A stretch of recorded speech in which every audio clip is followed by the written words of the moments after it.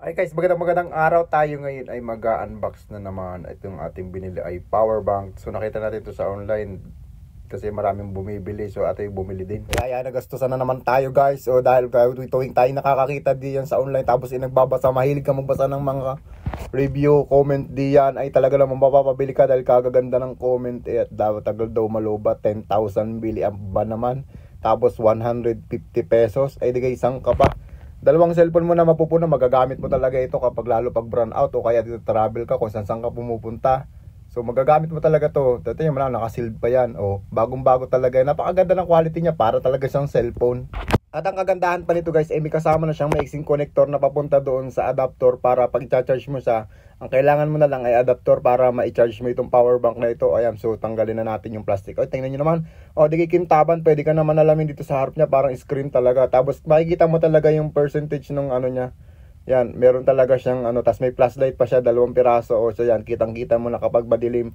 O, di ba? Isa pa sa pinakalagustuhan ko dito, pwede mong gamitin sa iPhone, pwede mong gamitin yung Type-C Android mo, pwede mong gamitin yung micro USB Android mo. So, tatlong klase yan na iba't ibang klaseng saksakan. So, ito nga pala, pag bubuhayin mo yung flashlight, pindutin mo lang itong button na ito, i-hold mo lang na matagal para mabuhay yung flashlight niya. O, di ba? Napakabilis lang. Tapos kapag papatayin mo, i-hold mo lang din uli para mamatay yung niya, yung flashlight. Oh, yun lang ay guys, pinapakita ko lang sa inyo at nire-review ko lang sa inyo. Maganda yan, wala akong tinda niyan. Bahala na kayo bumili.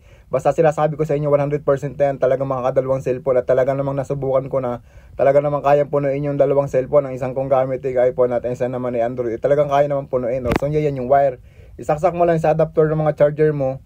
O to, talaga mabilis magkarga siya kasi nga maiksi. Tapos ang pinakaganda nito, may bitbitan pa siya. O, tapos ang pinakamaganda yan, tatlo na nga yung kanyang pansaksak. Tapos talaga guys, ang bilis niya magkarga sa cellphone kasi ba naman 65 watts ba naman, kaya napakabilis, fast charge talaga siya. So ito yung sinasabi ko sa yung Type-C.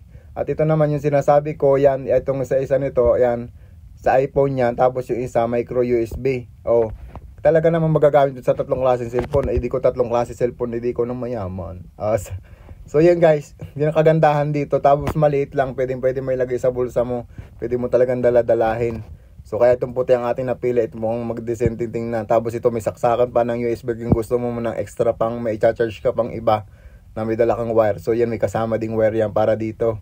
So dito mo lang isasaksak yan at pwede mo nang magamit yan sa iba pang klaseng cellphone kung mayroon ka pang extra isa-charge. So yun lang guys, maraming salamat.